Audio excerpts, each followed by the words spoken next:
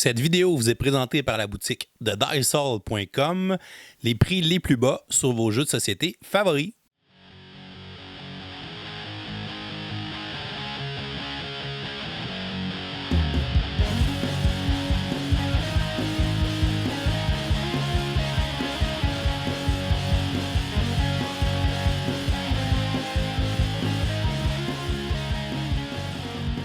Salut les gamers, bienvenue à Professeur Board Game, je m'appelle David.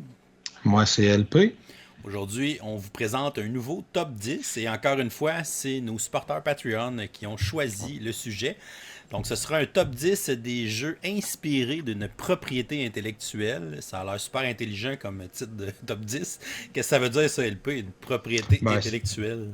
ça veut tout simplement dire des jeux qui sont issus d'un produit de la culture populaire. Fait que des jeux qui sont inspirés d'une bande dessinée, d'un film, d'un roman, d'un jeu vidéo, qui viennent dans le fond de quelque chose qu'une autre compagnie possède des droits d'auteur. Et généralement, ça peut se négocier. Il y a beaucoup de propriétés intellectuelles qui sont maintenant libres de droit. Là, tout ce qui remonte à plus d'un siècle, je crois. Et maintenant, le libre de droit est beaucoup utilisé dans la création de jeux de société d'ailleurs. Fait que bref, tout ce qui vient d'une autre œuvre artistique quelconque. J'ai l'impression que c'est toujours un couteau à deux tranchants des jeux inspirés des propriétés intellectuelles parce que quand tu choisis de faire un jeu de société sur un film ou un jeu vidéo qui est super populaire, ben tu vas chercher tous les fans de ce jeu-là à la base, de cette propriété-là. Mais les attentes sont souvent très hautes. Fait que des fois, ça fait des jeux mauvais. Des fois, ça fait des bons Oui, jeux. C'est puis pas garanti que ça va être un bon jeu parce que justement, ils sont allés chercher un beau sujet d'une propriété intellectuelle ouais, qui est intéressante puis qui a vraiment un gros fanbase. Fait que ça peut être dangereux à ce niveau-là. ouais. Puis là-dessus, je les classerais même déjà en deux types de façons dont tu vas intégrer une propriété intellectuelle dans un jeu. Il y a beaucoup de compagnies qui vont s'inspirer du jeu pour que la thématique se colle bien au jeu puis qu'on n'imaginerait pas nécessairement un autre thème avec le même. Puis il y en a d'autres qui vont, le terme paste on, là, qui vont coller un thème dessus qui peut venir d'une propriété intellectuelle, mais que ça aurait pu être n'importe quoi. Fait que là, c'est vraiment pas important. Puis moi, ça a d'ailleurs influé comment j'ai fait mon top. Tu sais, je progresse du numéro 10 vers le numéro 1. Les jeux sont de meilleur en meilleur selon moi, mais la thématique est aussi de plus en plus importante dans OK. le jeu vers la fin qu'elle ne l'était au début. J'ai essayé aussi de varier un peu mes propriétés intellectuelles Ouais, parce moi qu'on aussi. se le cachera pas. Je vous présenterai pas 5 jeux de Star Wars. Là, j'ai Non. essayé de me limiter à un par propriété intellectuelle pour justement permettre d'explorer des fois des choses Ouais, que. Ah ouais, je savais pas que ce jeu-là c'était inspiré d'un roman ou je savais pas que c'était inspiré d'un ouais. film ou d'une série de télé ou peu importe. Donc, on commence ça avec notre numéro 10. Je vais Ouais. commencer. Le numéro 10, c'est une propriété intellectuelle qui vient du cinéma en gros. Donc, je vais avec Villainous. Donc Disney Villainous qui est Ouais. sorti en 2018. C'est un Cet jeu extrait-là. où on va incarner les méchants de Disney. Donc on ne jouera pas les héros comme on fait habituellement. Fait que déjà le thème, on y met une belle twist, mais on est vraiment allé chercher la thématique dans ce jeu-là. C'est un jeu, dans le fond, où vous allez avoir 6 vilains dans la boîte de base. Puis chaque vilain va avoir son propre deck de cartes à lui, son propre deck de héros aussi pour l'attaquer. Mais chaque vilain va gagner la partie d'une façon différente. Dans le fond, le vilain doit faire son schéma machiavélique qu'il essaie de faire pendant le film. Puis dans le fond, c'est vraiment différent d'un personnage à l'autre. Par exemple, Jafar, ben, évidemment, il faut qu'il commence par trouver la caverne. Une fois qu'il a trouvé la caverne, ben, il va pouvoir essayer de trouver la lampe, appeler le génie. Une fois que le génie est en jeu, il faut qu'il réussisse à le déplacer vers son palais pour prendre le contrôle du génie, puis ensuite l'utiliser pour gagner la partie. Fait que c'est très thématique avec le vilain. Par exemple, la reine de cœur de Alice au Pays des Merveilles, elle va placer ses laquais, là, les espèces de cartes qui sont ses mignons. Puis dans le fond, on va en placer un à chaque lieu de son plateau. Puis elle va essayer de faire un coup de croquet parfait en plaçant les cartes. Puis après ça, on va retourner des cartes pour essayer d'avoir, selon le total des cartes qu'on avait placées. Fait que c'est vraiment des mécaniques différentes dans la façon de gagner. Le gameplay, le cœur reste le même. C'est un jeu de. C'est un peu un placement d'ouvriers si on veut. On a un Ouais. ouvrier qui est notre vilain. Puis on a 4 emplacements sur notre plateau personnel qui est différent pour chaque vilain. Puis dans le fond, on va juste se déplacer dans une autre case. Puis on va activer tous les symboles d'action. Fait qu'il y a différentes actions pour déplacer des cartes, pour attaquer les cartes de héros avec nos alliés, pour jouer des cartes, gagner de l'énergie qu'on peut utiliser pour jouer nos cartes aussi. Fait que le cœur reste le même, mais la façon de jouer chaque vilain est vraiment très différente. C'est un jeu qui a été traduit en français vu sa popularité, qui a aussi quelques extensions déjà qui sont sorties. Il y en a 3 qui sont sorties déjà. Chaque extension peut être stand-alone, donc peut se jouer seul, mais on va avoir dans le fond 3 vilains. Ça fait que c'est des plus petites boîtes que la boîte de base qui en contenait 6. Et ils ont même fait un spin-off de ce jeu-là avec la thématique Marvel, parce que la thématique Marvel, on sait, c'est la grosse mode. Fait qu'ils ont fait Disney Villainous, fait qu'au lieu de jouer les méchants des films de Disney cute pour enfants, ben là on joue Thanos, on joue Loki, on joue Taskmaster, on joue les méchants de Marvel. Fait que c'est une autre twist sur le même jeu, avec peut-être un peu plus de take-that pour aller avec la thématique super vilain, mais en gros ça reste quand même la même chose. Fait que j'ai toujours hâte de découvrir les nouveaux personnages puis les nouvelles twists thématiques qu'ils vont mettre à l'intérieur. Fait que pour moi, c'est un beau succès. Oui, c'est un jeu qui a quand même des petits défauts parce que où il y a certains lock of the draw dans notre paquet de cartes, mais bon, ça reste un jeu, selon moi, qui est très intéressant. Puis c'est un IP qui est très familial aussi. Fait que ça aussi, c'est intéressant. Ouais. C'est basé sur les films pour enfants. Donc, ça peut être le fun à emmener dans votre famille pour initier vos enfants à des jeux de cartes avec une bonne dose d'asymétrie dedans. Donc, Villainous, mon numéro 10. Très bon choix. Dans mon cas, mon numéro 10, c'est le jeu vraiment que la thématique est justement le plus simplement rajoutée sur le jeu. C'est l'une des plus grosses critiques qui ressort de ce jeu-là quand on entend parler, c'est la façon dont la thématique est implantée.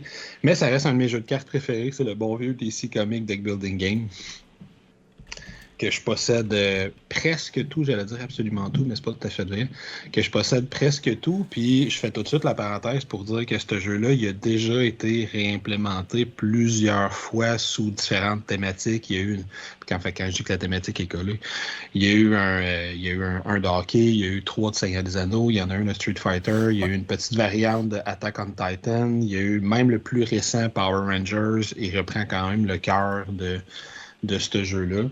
Fait que c'est un deck building, tout ce qu'il y a de plus classique, là, le premier, dans le cas du DC Deck Building Game, DC Comic Deck Building Game, la première base, sorti en 2012. C'est extrêmement classique. Tu as une seule ressource dans le jeu, du power que tu gagnes, avec laquelle tu vas te servir pour acheter des cartes, que ce soit de l'équipement que tu gagnes, des vilains que tu bats, des alliés que tu recrutes, c'est toujours la même ressource que tu dépenses. Il y a une pile de cartes, il y a un deck spécifique que c'est les super vilains qu'on va essayer d'aller battre aussi une fois qu'on commence à accumuler assez de power dans notre main pour aller chercher ces cartes-là qui vont venir dans notre deck et qui vont être de plus en plus fortes. On va essayer d'amincir notre deck, d'améliorer ça. C'est extrêmement classique dans sa structure de jeu. Le jeu de base, c'est un jeu qui va demander à ce qu'on gagne, à ce qu'on ait plus de points de victoire à la fin de la partie quand on a battu tous les super vilains.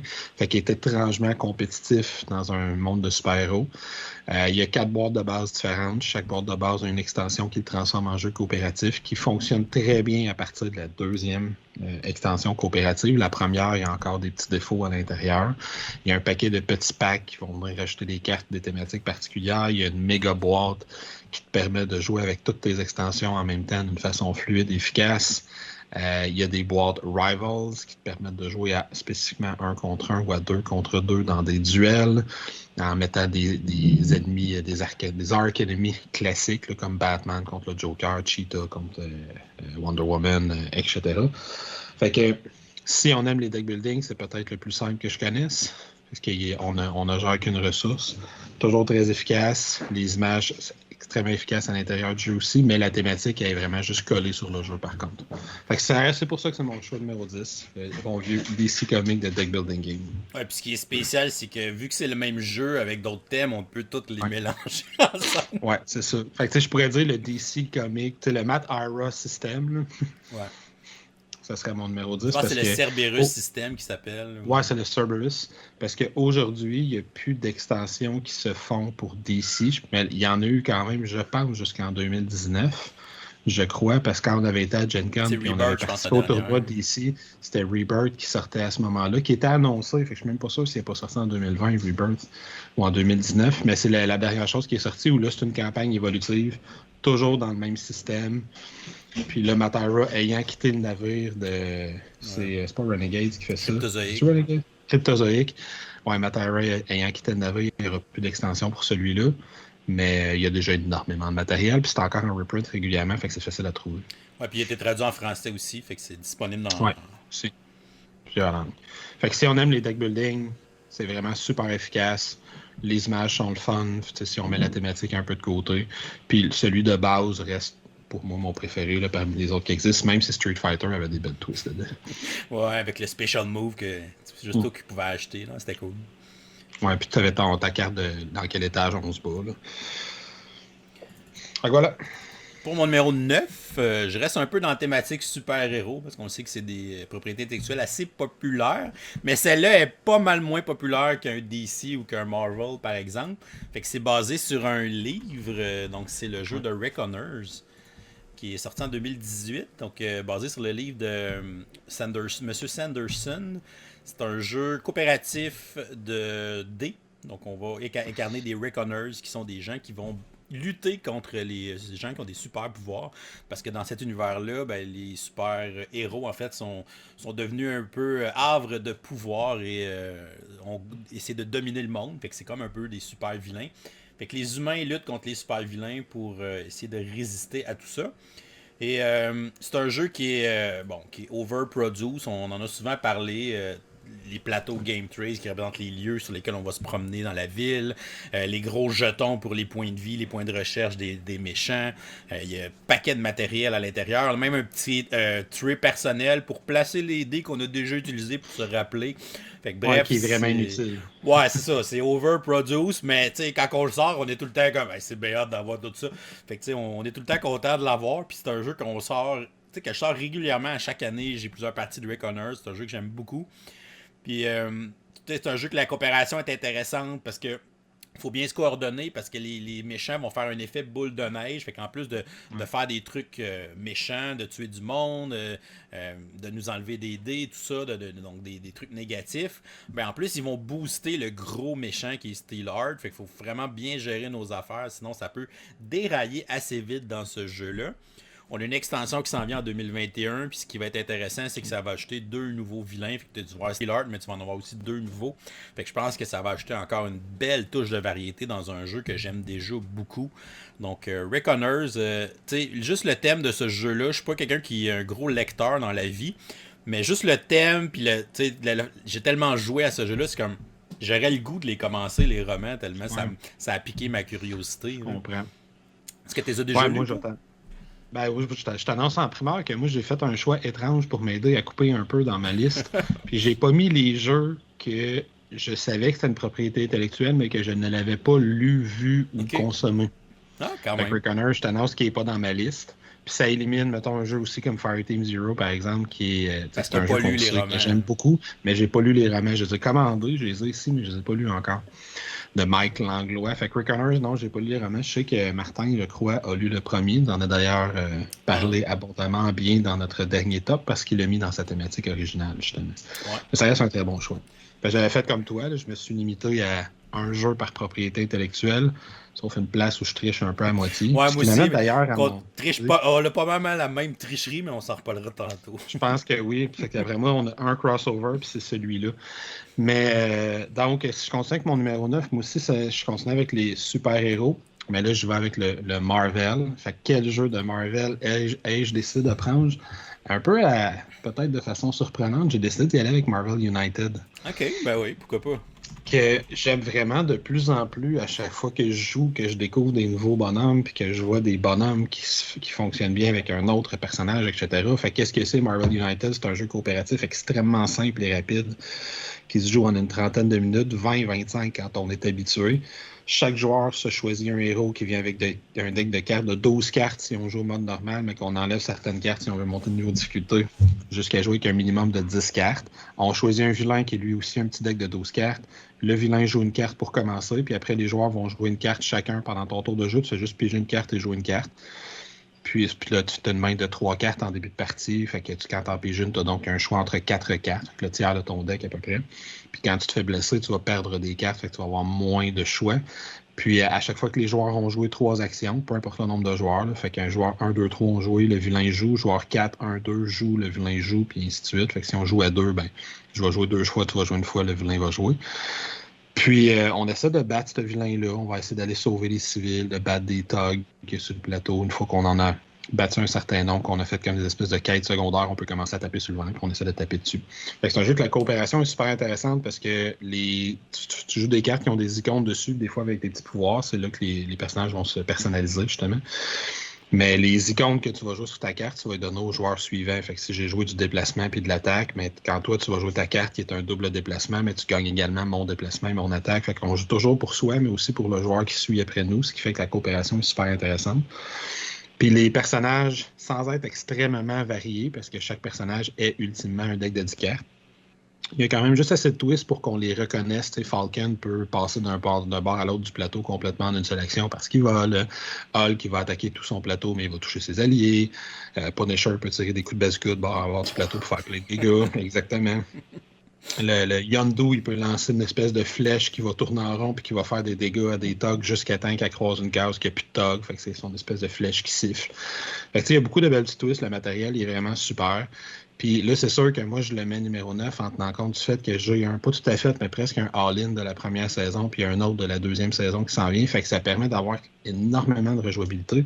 Parce que si je le compare à un Marvel Champions, ce que je trouvais le fun, c'est qu'il n'y a pas de préparation à faire quand tu installes une partie. Marvel Champion, quand je vais terminer, parce que j'ai ce temps de ces deux-là, quand je vais terminer une partie, puis je vais en jouer une autre, ben, je vais recréer tout un deck. Fait que c'est difficile d'en jouer deux dans la même soirée. Ouais, Tandis puis la que durée Marvel des United parties est bien plus longue aussi en est Marvel plus longue. Champion. Marvel United, on l'a déjà fait. Puis toutes les fois que j'ai joué, ou à peu près, je vais vous montrer ce jeu-là, on l'installe, puis là, les personnes qui jouent, on va en jouer une deuxième, puis on finit par jouer juste à ça dans la soirée. On a joué 5. Il y a la campagne de Thanos qui se fait, que j'ai déjà essayé 3 fois, puis réussi une fois, qu'on la joue dans une soirée au complet, parce que c'est une campagne de 4 parties. Fait que c'est vraiment un très beau petit bijou si on aime les petits jeux faciles, accessibles. C'est vraiment un gateway de début de soirée ou entre deux jeux, ou qu'on joue juste à ça, mais on joue 3, 4, 5 parties. Puis qu'on fait juste changer les personnages. Une fois que le plateau est installé, change les personnages, change l'ennemi, puis on recommence. C'est vraiment très, très, très agréable. J'ai très, très hâte de recevoir le X-Men United qui va suivre. Mon numéro 9, Marvel United. Cool. Ça fait changement aussi que de parler de Marvel Champion. Quoi qu'on va peut-être en parler tantôt, qui sait. Il y avait un petit peu de ça aussi. On continue avec le numéro 8. Numéro 8, j'ai décidé d'y aller avec probablement le IP de l'heure, donc quelque chose qu'on est en train de parler beaucoup, beaucoup partout sur les médias sociaux. Et dans les prochaines semaines, ça va être encore pire. C'est un jeu qui est encore dans le Hotness BGG, même s'il est sorti en 2020. Et évidemment, c'est Dune Imperium, donc il est en train de grimper les rangs du top 100 à une vitesse assez alarmante. Je sais pas, il est rendu où dans le top 100 là, présentement, mais Il doit être très haut, je vais aller vérifier ça. d'après moi, il doit percer le top 30, top 20 bientôt. Là, tellement il descend vite. Donc, Dune Imperium, c'est basé évidemment sur le livre Dune, qui date de je sais pas quelle année. C'est aussi une propriété intellectuelle qui a eu des films qui ont été faits dans le passé. Il y a même eu une série de télé à un moment donné aussi qui avait été faite. Et évidemment, en 2021, le nouveau film de Denis Villeneuve qui s'en vient. Puis en fait, le jeu est basé sur le nouveau film. Donc, ils ont pris les visuels, les images des personnages qui sont basés sur le nouveau film. Fait qu'ils ont vraiment collé la campagne un peu marketing du film avec le jeu. Bon, c'est sûr que le film est comme un an en retard pour le cinéma, mais bon, ça c'est un autre problème. Là.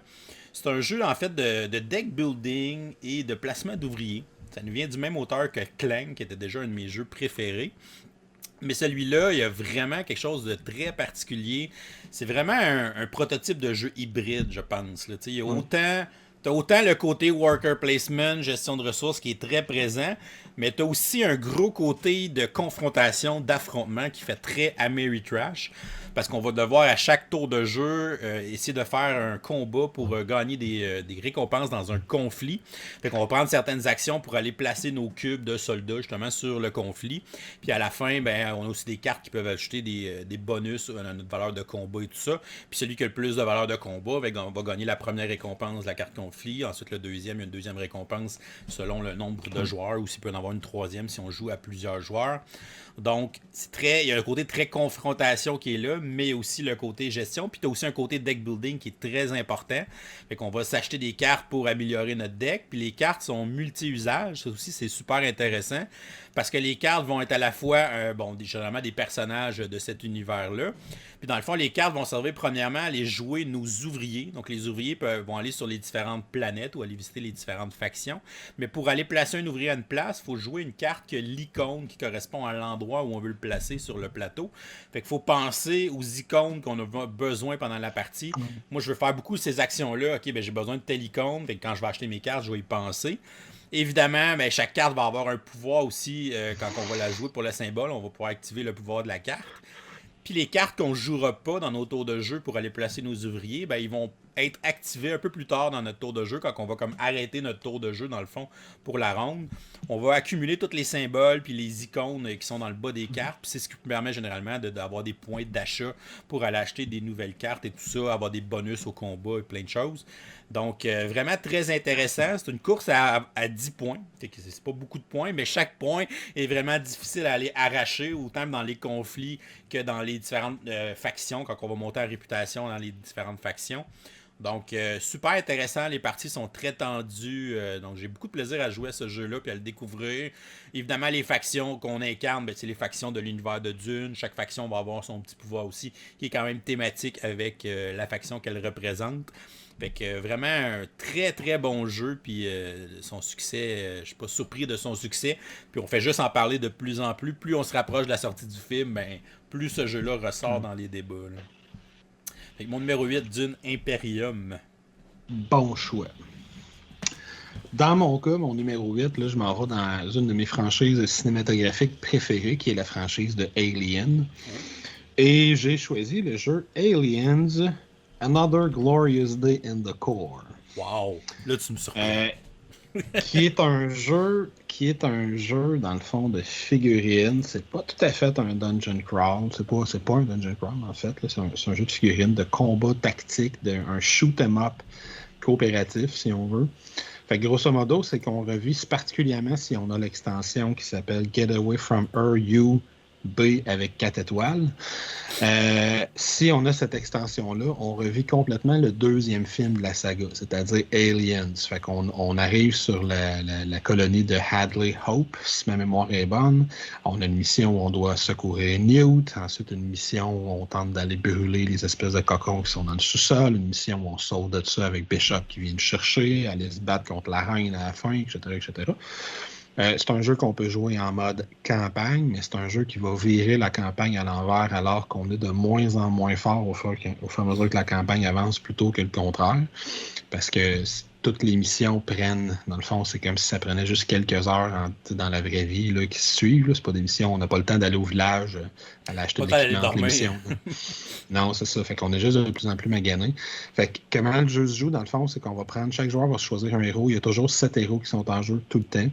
Fait qu'une fois que tout le monde a choisi son héros, tous ceux qui n'auront pas été choisis vont être mis en jeu comme grunt, fait que des versions moins fortes puis des versions plus faciles à gérer de chacun de ces héros-là. On va choisir de l'équipement qu'on veut dans le gros deck de cartes, qui est à la fois les équipements, les événements, puis l'endurance du groupe.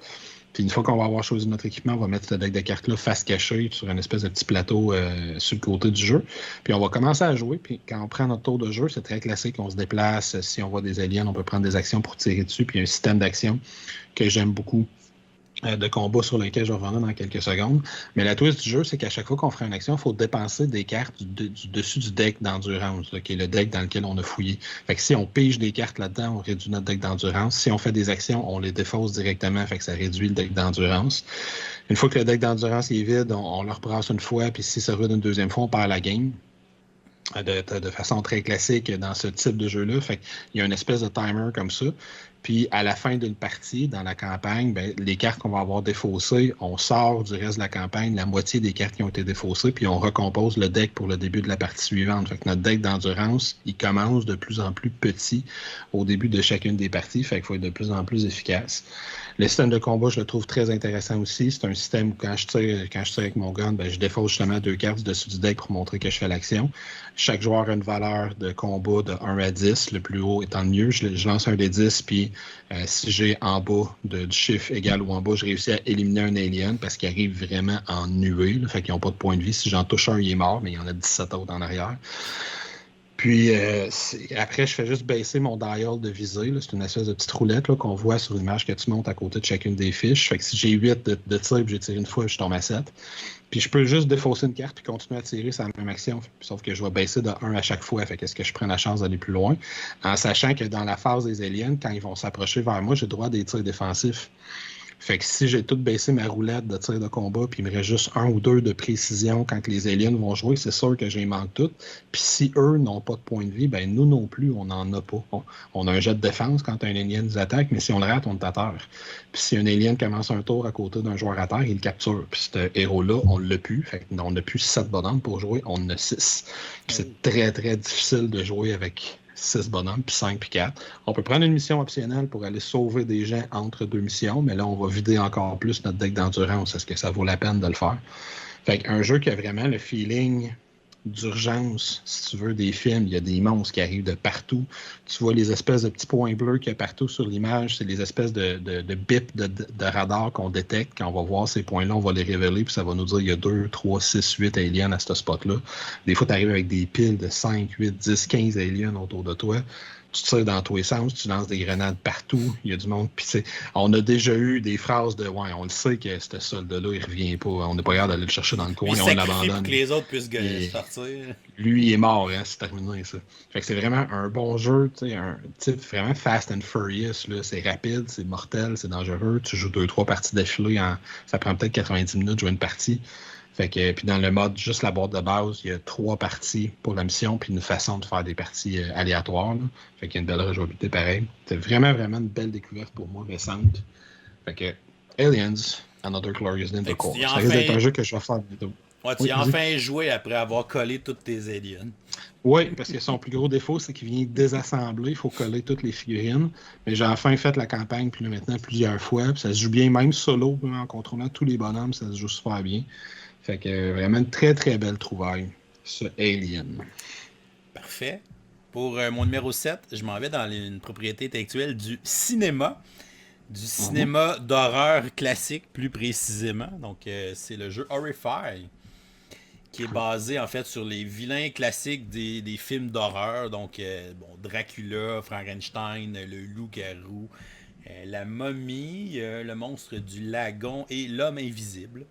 Donc, c'est un jeu coopératif. On va se choisir un certain nombre de monstres pour la partie. Donc, dans une partie normale, on va combattre 3 monstres. Mais si on veut jouer à difficile, on peut en mettre 4. Si on veut jouer à facile, on va juste en mettre 2. Et dans le fond, chaque monstre va avoir sa propre faiblesse. Parce qu'avant de tuer un monstre, il faut réussir à l'affaiblir. Donc, chaque monstre va être un peu asymétrique, si on veut. Et une fois qu'il est affaibli, ben là, on va pouvoir aller prendre des actions pour le tuer et l'enlever de la partie. Puis si on réussit à battre tous les monstres, on va gagner la partie. C'est un jeu très pandémiesque, là, donc on va avoir un certain nombre d'actions.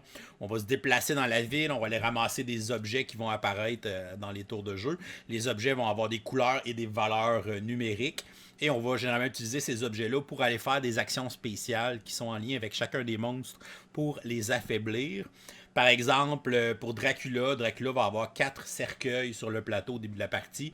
Donc, il faut ramasser des items rouges qui sont les items un peu de combat pour aller détruire les cercueils qui sont sur le plateau. Puis une fois que les cercueils ont été détruits, là, on peut aller dans la case où se trouve Dracula et on peut le tuer avec des items jaunes qui sont les items surnaturels, là, les croix, la gousse d'ail, etc., le pieu, là. Donc, très thématique, encore une fois.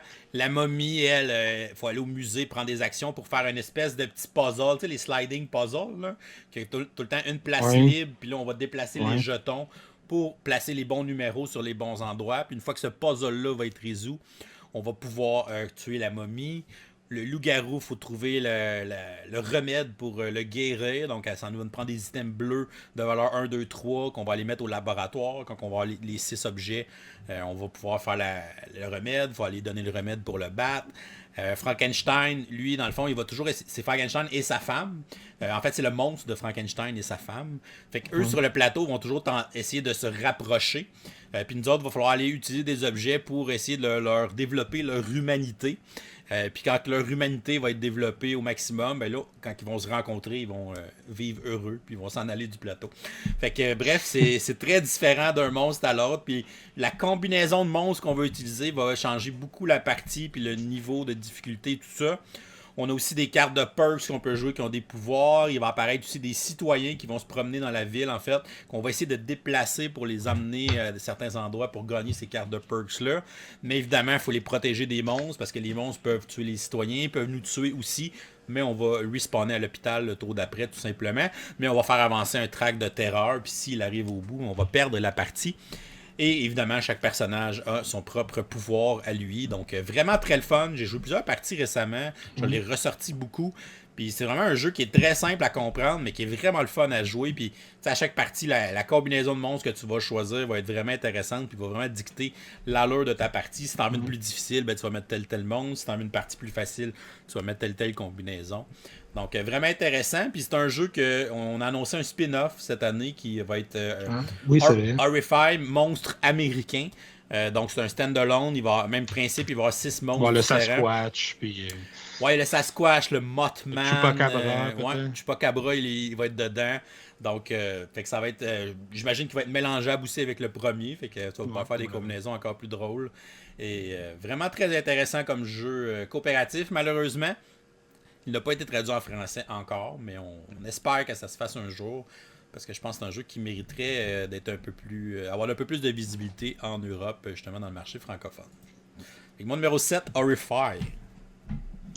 Étrangement, on a presque, je te dirais qu'on a un demi-crossover thématique. Oh! Dans le sens que moi, mon numéro 7, c'est un jeu qui va mixer une quinzaine. Je me trompe pas, c'est exactement 15 propriétés intellectuelles présentement, puis il y a déjà des extensions qui en annoncent au moins 5 nouvelles propriétés intellectuelles, dans lesquelles il y a, entre autres, Dracula et l'homme invisible. C'est Unmatched. Ah, ben oui. Unmatched, c'est un jeu de duel inspiré de l'ancien Star Wars Epic Duel, si je me trompe pas. Ouais. Dans la boîte de base, celle qu'on voit à l'écran, on a Sinbad, Alice, le roi Arthur et la Méduse. On a une autre boîte de base, Cobble and Fog, où il y a Dracula, Sherlock Holmes, l'homme invisible et quelqu'un d'autre. Dr. Jekyll, Mr. Hyde. Ah oui. On a une boîte de Jurassic Park, il y a une boîte de Buffy, il y a une boîte avec Bruce Lee, il y a une boîte avec Robin des Bois, le Bigfoot, et une boîte avec le Petit Chaperon Rouge et Beowulf, si je me trompe pas. Il y a des boîtes de Marvel qui annoncent, puis il y a la suite, le fameux Battle of Legends Volume 2, dans lequel on va avoir de nouveaux personnages. Il y a Deadpool qui est annoncé, puis il y a des mini-boîtes de Marvel qui sont annoncées. Il y a énormément de matériel dans ce jeu-là. Fait qu'est-ce que c'est? C'est un jeu de duel. Où on va avoir un deck de cartes, une roulette qui représente les points de vie de son personnage, un deck de cartes qui représente ses habiletés. Dans chaque deck de cartes, il y a peut-être une dizaine de cartes qui vont être avec des noms différents, mais qui vont être communes à tous les decks. Puis le reste du deck sont vraiment spécifiques à notre personnage. Puis l'idée, c'est de knocker out le personnage principal du joueur adverse. Et chaque combattant fonctionne très, très différemment des autres combattants. C'est pour ça que ça me faisait penser un petit peu à Warfight, les monstres, comment ils marchent différemment des autres, avec des espèces de mélange de IP. Fait que c'est un peu le même principe. Fait qu'Alice va passer son temps à grossir et rapetisser, fait que soit cogner plus fort, soit être plus difficile à attraper. Elle passe dans le rabbit hole. Sinbad va gagner des cartes de voyage. Plus le fait de voyage, plus il va être fort. L'homme invisible peut disparaître littéralement de la map et réapparaître sur d'autres lieux, cognant à partir de l'ombre. Dracula a des espèces d'assistantes qui vont venir drainer le sang des adversaires. Robin des Bois, il y a sa gang de voleurs avec lui qui vont faire littéralement une muraille humaine pendant que lui va tirer de loin avec son arc. Le Bigfoot fait rien de spécial à part cogner fort. C'est le Bigfoot. Il fait juste frapper fort. Tandis que les Raptors, eux autres, quand ils attaquent, ben, ils vont gagner des bonus s'il y a d'autres Raptors qui sont adjacents à la cible qui attaquent. Ils attaquent en pack. Fait que c'est un jeu de cartes assez furieux, là, très rapide. On va jouer, on a 2 actions par tour. On peut jouer des cartes quand on attaque. L'autre va jouer des cartes pour se défendre. On va tenter d'outsmarter, de deviner ce que l'autre va jouer pour ajuster ses cartes en défense puis en attaque selon ce que l'autre on pense qu'il va avoir dans son deck. C'est un jeu qu'on gagne intérêt si on connaît un peu les personnages. C'est un jeu sûr qu'on va aller chercher. Tout le monde va avoir le goût de jouer quelqu'un. Si t'es un amateur médiéval, il y a le roi Arthur. Si t'es un amateur de films d'action, t'as Bruce Lee. Fait que tu as beaucoup de choix différents dans ce que tu peux faire. Le plateau, c'est peut-être le seul défaut, c'est l'espèce de visuel sur le plateau. Ils ont voulu faire quelque chose de très très clair avec les cercles de couleurs, mais les cercles de couleurs vont comme complètement pas escamoter, mais ils vont complètement camoufler le visuel que tu as en dessous sur le plateau, qui est quand même intéressant. Sauf que ça fait que le jeu est très, très clair au niveau de son déplacement. Ça aurait pu être un échiquier, finalement, ça serait revenu un peu la même chose. Puis au niveau de ses règles d'attaque et de sa portée, c'est super efficace, puis c'est super bien fait. Puis il y a plein, plein de boîtes qui sont annoncées, fait que j'ai très, très hâte de voir. Puis mine de rien, le matériel, à part le plateau, est super bon. Même les figurines, on ne le voit pas sur l'image, mais il y a un petit wash qui est fait dessus, qui rend intéressante, même si on ne les peint pas. Fait que très belle présence, beaucoup de beaux jetons, beaucoup de belles actions qu'on peut faire dans son jeu, des beaux coups fourrés qu'on peut faire aussi. Fait que si on aime les jeux de duel, les jeux de confrontation un contre un, c'est un excellent, excellent choix qui a tout plein de propriétés intellectuelles mélangées. Unmatched. Mon numéro 7. J'avoue que c'était dur de passer à côté au nombre de propriétés intellectuelles que ça touche. Ouais, c'est ça. Puis moi, je les ai toutes, là, sont toutes là. T'as toutes les boîtes. Fait que j'ai toutes les boîtes, on y rentre dans les deux boîtes. Non, c'est pas vrai, j'ai pas Buffy, qui est une propriété intellectuelle qui m'intéresse moins. Puis j'aurais probablement pas Deadpool. Non, tu boycottes Deadpool. Pas tant. Mon numéro 6, je retourne dans le cinéma. C'est un jeu qui est vraiment. C'est un jeu un peu méconnu. C'est le Parrain. Donc le jeu de Godfather de Simon. C'est un jeu d'Eric Lang, mine de rien.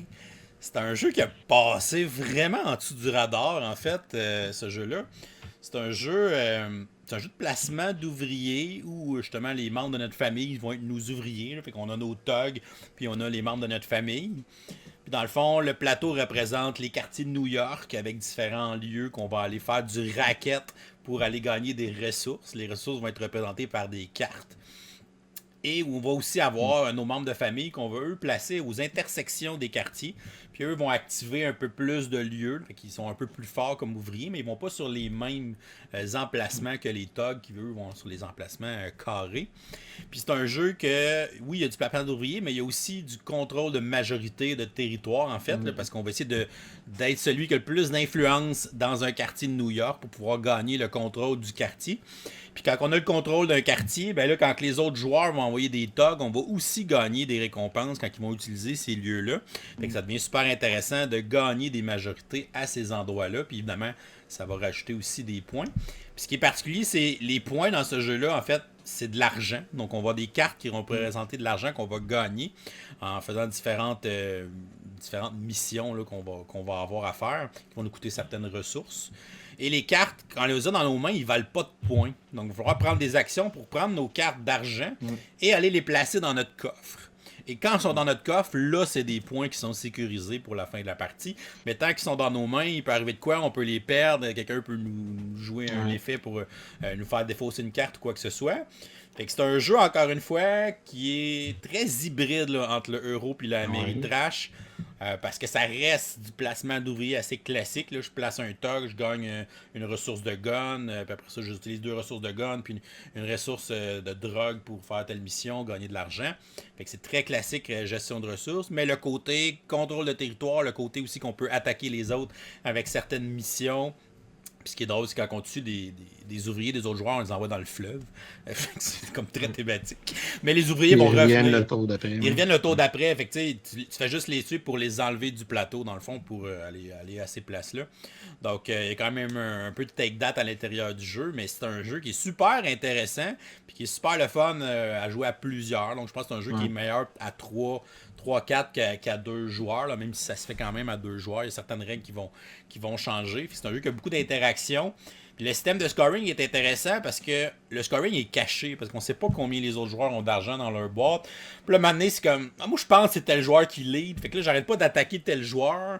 Mais là, pendant que je me fais la guerre à tel autre joueur, ben là, le troisième joueur qu'on n'attaque pas, lui, tranquillement, il met des cartes dans son coffre. Puis finalement, c'est lui qui a plus d'argent à la fin puis qui gagne. Fait que, tu sais, c'est un jeu, on est un peu rancunier, là. Ah ouais, tu m'as attaqué, ah ouais, je vais t'attaquer moi avec. Puis là, tu sais, on se fait des coups chiens. Mais vraiment plaisant comme jeu, Le Parrain. Il a été traduit en français aussi, là, c'était disponible. Ouais. C'est une belle production, encore une fois, de Simon. Ouais. Un jeu un peu méconnu, mais c'est un jeu qui gagne à être connu, je pense. Ouais, c'est un jeu particulier, c'est vrai, il y a plein de mécaniques, il y a des enchères à la fin de tous les tours de jeu pour gagner des cartes spéciales. Ouais, les personnages. Ouais, c'est vrai que c'est un très très très bon choix. Et mon numéro 6, Le Parrain. Dans le cas de mon numéro 6, c'est mon premier et je crois dernier jeu qui est directement inspiré d'un jeu vidéo.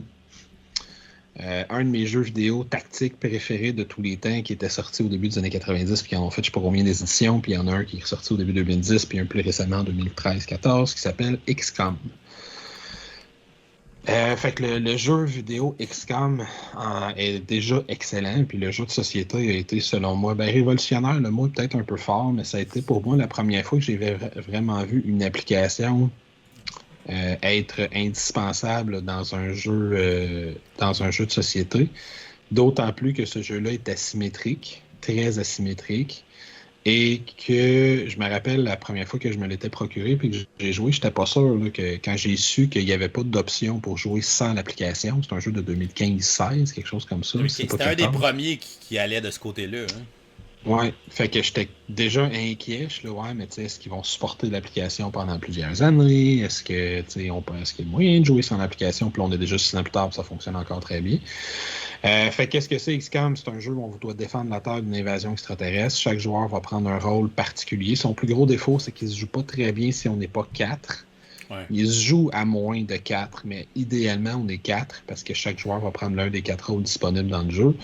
Puis là, il y a un joueur qui va avoir le rôle de l'agent des communications qui va gérer la tablette, qui est une espèce de radar interplanétaire. Planétaire plutôt, pas interplanétaire. Et grâce à son radar, dans une phase qui est chronométrée, il va donner des consignes à tous les autres joueurs. Là, il va dire il y a des vaisseaux qui se déploient en orbite, il y a des vaisseaux qui se mettent au-dessus de l'Afrique, de l'Amérique, de l'Europe, de l'Asie. Il va dire aux joueurs scientifiques, choisis-toi quelques cartes, place-les sur tes différentes stations de recherche, assigne tes scientifiques. Fait que lui, il va gérer ce tour de jeu-là en temps réel. Il y a un scientifique qui, lui, a différentes stations de recherche, qui a un deck de cartes, puis lui, tout ce qu'il va avoir à faire, c'est décider quelle carte il met dans ces différentes stations de recherche, décider combien de scientifiques il assigne à chacune de ces stations. Tu as un gars qui s'occupe du squad, fait que lui, il va gérer les différents soldats, c'est lui qui va piger les cartes missions qu'on va avoir à faire, c'est lui qui va déployer les soldats sur les différentes missions, puis qui vont se déplacer partout dans le monde pour aller l'aspect tactique là, des missions du jeu vidéo en tant que tel. Et tu as le chef qui, lui, va déployer des intercepteurs qui vont attaquer les ovnis en orbite puis tout ça, qui va gérer l'argent, qui va gérer des cartes crises. Puis quand la phase en temps réel est faite puis que tout le monde a placé ses pions un peu partout, ben on va tout simplement la résoudre. Le scientifique, s'il réussit ses jets puis réussit ses inventions, il va donner des cartes aux 3 autres joueurs ou à lui-même qui vont les rendre plus efficaces. Le chef, il va avoir à résoudre ces différentes crises. Fait que toujours choisir la moins pire possible pour l'équipe. Le gars d'émission, ça va être lui le plus important quand on va être dans la phase qui n'est plus en temps réel, où il va tenter de résoudre ses missions. Il va gagner différents bonus pour le groupe, il va tuer des ennemis, il va ramasser des ressources qu'il va donner aux scientifiques, que le scientifique va pouvoir utiliser pour construire ses inventions plus rapidement.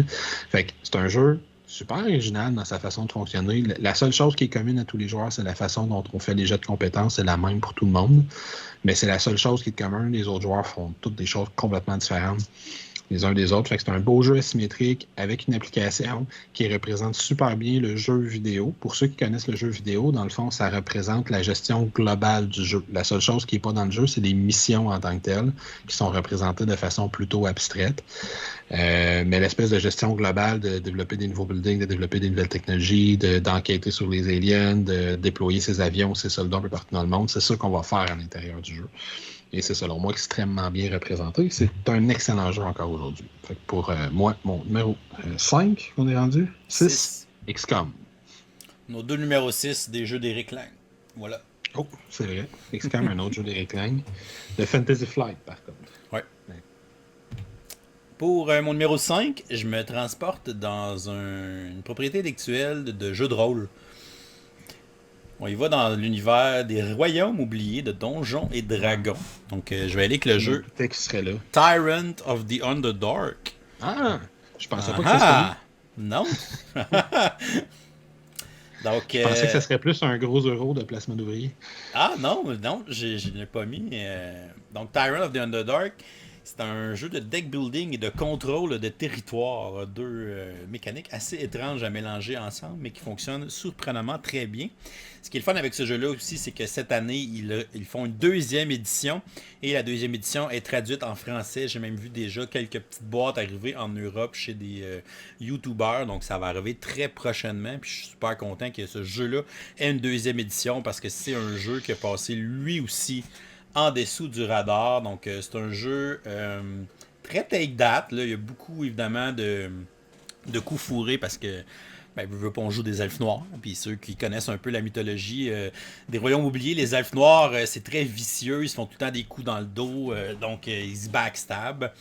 Donc, on s'attend à ça dans le jeu. C'est un jeu où on va, dans le fond, jouer des cartes qui vont nous donner soit du pouvoir d'achat pour acheter des nouvelles cartes qu'on va acheter à notre deck, ou on va avoir des points d'attaque. Les points d'attaque vont être utilisés pour déployer nos troupes sur le plateau, pour tenter de prendre contrôle des différentes villes, d'être majoritaire dans les villes. Et on va aussi pouvoir utiliser un certain nombre de points d'attaque pour tuer un soldat d'un autre joueur, si on est adjacent avec un de nos soldats, pour l'enlever du plateau. On va gagner ce soldat-là, il va avoir un point aussi à la fin de la partie. On peut aussi déployer des agents dans différentes villes qui vont nous permettre justement qui vont servir de spawn point aussi pour déployer nos troupes à un autre endroit dans le plateau, puis essayer de prendre contrôle de certaines villes clés. Les capitales vont nous donner un jeton, si on est majoritaire, si on les contrôle. Un jeton qui va me donner des points d'achat à chaque tour. Et si jamais on contrôle, on a le contrôle total d'une de ces capitales-là, donc si on occupe tous les espaces avec nos soldats, on va retourner le jeton de l'autre côté. Puis en plus de ça, il va nous donner un point de victoire à chaque tour. Fait que là, les autres joueurs vont comme faire, OK, lui, il a le contrôle de cette ville-là, on peut pas y laisser pendant 5 tours, il va faire 5 points, il faut qu'on l'attaque. Fait que c'est un jeu qu'on va justement s'adapter, puis selon ce que les joueurs vont faire, où ils vont aller se placer, comment ils vont se positionner avec leurs soldats. Puis ce qui est très le fun dans ce jeu-là, c'est qu'on a plusieurs decks de cartes, en fait, qui sont thématiques. Là, on a évidemment le deck de cartes des elfes noirs, mais on a un deck de cartes avec des dragons, un avec des élémentaux, un avec des démons. Puis il va aussi avoir l'extension qui, en passant, va être incluse dans la deuxième édition, qui est 2 autres decks de cartes, qui est les aberrations puis les morts vivants. Puis dans une partie, on va mélanger 2 des decks de cartes pour former notre deck pour le marché. Donc les cartes qu'on va acheter. Puis chaque faction, chaque paquet de cartes va en fond avoir un fonctionnement assez différent. Fait que ça va être aussi un feeling intéressant d'explorer tout ça, puis de varier un peu quel paquet on va mélanger pour notre partie, dépendant le type de jeu qu'on veut. Fait que ça, c'est super intéressant. C'est un jeu que j'adore jouer. Il y a plein de façons de faire des points, évidemment, selon ce qu'on contrôle, les cartes qu'on va avoir dans notre deck. Mais les cartes dans ce jeu-là qu'on va sortir de notre deck, c'est le mot-clé, c'est de promoter ces cartes-là. Donc, on les sort de notre deck, mais on les met dans notre inner circle, donc notre cercle rapproché, si on veut. Puis, dans le fond, ils vont valoir plus de points à la fin de la partie. Fait qu'en plus de sortir des cartes, des fois, qui sont mauvaises, ces cartes-là deviennent des points. Mais il n'y a rien qui m'empêcherait de sortir une carte qui est vraiment bonne, vraiment forte, parce qu'elle va valoir énormément de points. C'est dans mon inner circle à la fin de la partie. Fait que c'est la décision de combien de temps je garde cette carte-là dans mon deck, puis quand je vais essayer de la sortir pour la marquer en points à la fin de la partie. Fait que très intéressant ce jeu-là. Donc, vivement la deuxième édition pour que tout le monde puisse se lancer dans ce jeu-là, même en français. Fait que mon numéro 5, Tyrant of the Underdark. Très bon choix. Mon numéro 5, aussi, c'est un jeu qui a une deuxième édition qui est sorti il y a 2 ans maintenant, je pense. C'est mon entrée Star Wars. Oh. On savait que j'aurais des jeux de Star Wars là-dedans. Il a fallu que je choisisse lequel. Fait que j'ai mis un de ceux que j'aime le plus, qui est le bon vieux X-Wing de Star Wars. Je suis un grand fan de jeux de duel. C'est assez connu. J'en ai plein des petits, des gros. Celui-là, c'est peut-être le jeu de duel de figurines un des plus connus des 10 dernières années là, dans le board game. Ils ont fait je sais pas combien de vaisseaux différents. Ils en ont fait vraiment une quantité industrielle. Là, pour dire que j'ai arrêté d'essayer de les acheter, c'est parce qu'ils en ont fait ben trop. Qu'est-ce que c'est X-Wing? On le sait que t'es plus du genre complétitionniste habituellement.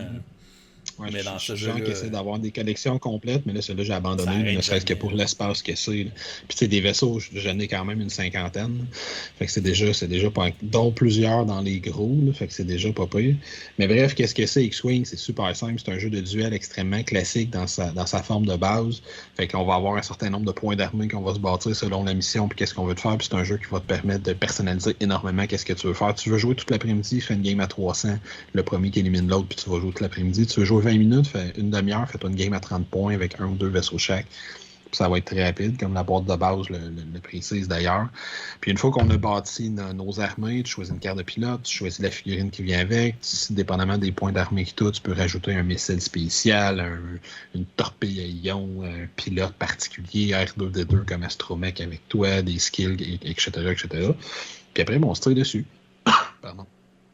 Puis il y a beaucoup de missions différentes qui existent, qui peuvent personnaliser ton expérience. Tu peux être Luke qui est pris dans une ceinture d'astéroïdes avec un système de hyperdrive qui est brisé, puis tu as 6-7 tours de jeu qu'il faut que tu survives contre 3-4 TIE Fighters le temps que tu répares ton hyperdrive, puis qu'après tu réussisses à se sauver, ça peut être d'escorter des vaisseaux, d'en détruire, de transporter des marchandises, etc. Puis après, c'est le genre de jeu qui se joue avec des longues règles, fait que tous les joueurs vont prendre un tour, puis vont déplacer leur vaisseau en ordre d'initiative, puis ensuite en ordre d'initiative inversée, ils vont se tirer dessus en lançant des dés de combat qui sont personnalisés pour le jeu. On va se faire des dégâts, on va dépenser nos points de bouclier, on va se tirer des missiles dessus. C'est un jeu qui a plein de gabarits. Là. Si je tire telle mine, ça a telle grosseur, telle autre mine, c'est telle autre grosseur, tel missile va pogner 2-3 vaisseaux, on a des compétences spéciales. Fait que c'est un jeu qui représente très bien l'esprit de dogfight, des batailles spéciales, des petits vaisseaux dans Star Wars. C'est un jeu que ton vaisseau peut se retourner à 90 degrés, des fois même à 180 degrés extrêmement rapidement, puis une poursuite devient un face-à-face. Fait que si on aime les jeux très rapides, de combat de vaisseaux, de navires, etc., là, les espèces de airfighter, puis ce genre-là, c'est un très très bon choix. Il y a une deuxième édition qui existe plus récente où on rajoute également les pouvoirs de la force qu'il n'y avait pas dans la première édition. Fait qu'on a des pouvoirs spéciaux. Puis il y a des vaisseaux, là. Pense à un vaisseau de l'univers de Star Wars parce qu'ils ont commencé en plus à aller dans l'Ancienne République, puis dans le First Order, puis tout ça. Fait que pense à un vaisseau qui existe, il est probablement dans le jeu où il le sera éventuellement. Il continue à sortir des extensions régulièrement pour ce jeu-là, même si ça fait 10 ans qu'il existe. Fait que c'est un très très bon jeu de confrontation, de duel, qui se joue à 3, qui se joue très bien à 4 aussi, mais qui est meilleur à 2. X-Wing de Star Wars. Cool. Pour mon numéro 4, je reste un peu dans la science-fiction, mais cette fois-ci, c'est une propriété actuelle qui vient d'une série télé de science-fiction, une série qui a joué au début des années 2000, qui était déjà un remake d'une série qui avait joué dans les années 70 ou bref, c'est Battlestar Galactica. Donc le jeu de société, 2008, un jeu quand même qui a un certain âge. Il y a une deuxième édition qui est annoncée cette année, mais ils ont laissé tomber le thème de Battlestar, mais ça on pourra en reparler tantôt. Donc c'est un jeu coopératif / en équipe en fait. On va avoir des Cylons qui sont infiltrés dans les humains, donc il y a des joueurs qui vont être des Cylons. Ils peuvent le savoir au début de la partie, mais peut-être qu'ils vont juste le savoir en milieu de partie. Comme pour refléter un peu l'esprit de la série que certains étaient des agents endormis Cylons et qui savaient même pas eux-mêmes qu'ils étaient des Cylons. Fait qu'on peut se rendre compte au milieu de la partie finalement, hey, je suis un Cylon, fait que là mes conditions de victoire vont changer, puis la façon de jouer va changer aussi. On va avoir accès aux actions des Cylons si on se révèle et tout ça. C'est un jeu qui est basé sur une gestion de main de cartes. On va avoir des cartes de crise à chaque tour. Et après ça, les joueurs vont jouer secrètement des cartes des différentes couleurs sur la crise. Donc, dépendant de la crise, certaines couleurs de cartes vont être positives pour cette crise-là. D'autres couleurs vont être négatives. Donc, on peut essayer de saboter un peu les crises au début de la partie quand tout ça est caché. Puis, on va toujours remettre 2 cartes aussi au hasard pour un peu brouiller les pistes pour que ça soit peut-être le hasard qui a mis les cartes négatives. Puis, c'est pas nécessairement un des joueurs. Puis après ça, la crise, selon si on a réussi ou pas le seuil de difficulté avec les cartes qu'on a jouées. Les cartes ont des chiffres, fait qu'on va additionner les cartes positives, on soustrait les cartes négatives. Et des fois, on va avoir des seuils pour atteindre sur la crise, donc ça va donner des récompenses. On peut gagner certaines ressources. Donc le Battlestar va avoir des ressources dessus, donc on va gérer la population, le moral, la nourriture de notre flotte en fait. On est la dernière flotte de l'humanité. Puis dans le fond, à chaque tour, on va déplacer notre personnage dans une des pièces du Battlestar. On va pouvoir faire l'action de la pièce aussi.